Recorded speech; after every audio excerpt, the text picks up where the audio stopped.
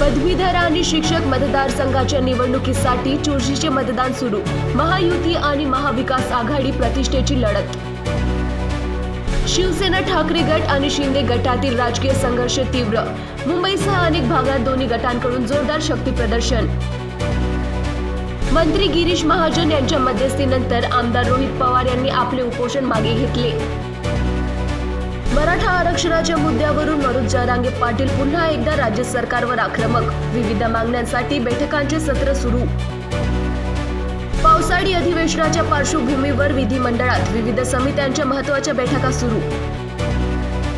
उन्हाळ्याच्या सुट्ट्यांनंतर आजपासून राज्यातील शाळांची घंट्या वाजल्या.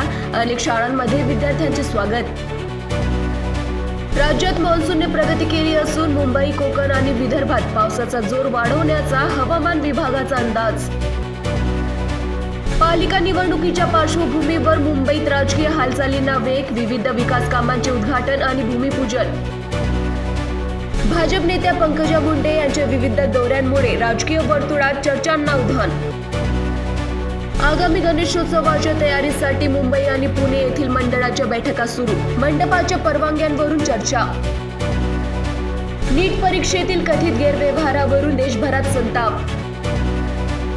इंधन दरवाढीमुळे सर्वसामान्य नागरिक त्रस्त. महागाई आटोक्यात आणण्यासाठी केंद्र सरकारच्या पातळीवर मंथन.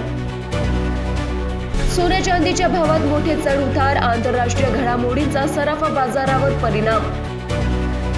कर्नाटक सरकारने शिक्षण आणि प्रशासनात AI तंत्रज्ञानाचा वापर वाढवण्यासाठी घेतला महत्त्वाचा निर्णय. शांतता चर्चेच्या आधीच अमेरिका आणि इराण यांच्यातील परस्पर विरोधात दाव्यांमुळे होर्मुझच्या सामुद्री धुनीवर तणाव कायम. अमेरिकी राष्ट्रपती डोनाल्ड ट्रम्प यांच्याकडून इतर देशांवरील आयात शुल्काबाबत कठोर भूमिकेची घोषणा.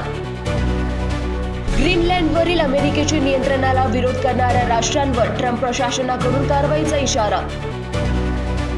वाघांच्या संरक्षणासाठी आणि शिकारीच्या घटना रोखण्यासाठी वन विभागाकडून ऑपरेशन टायगर अंतर्गत कडक पावले.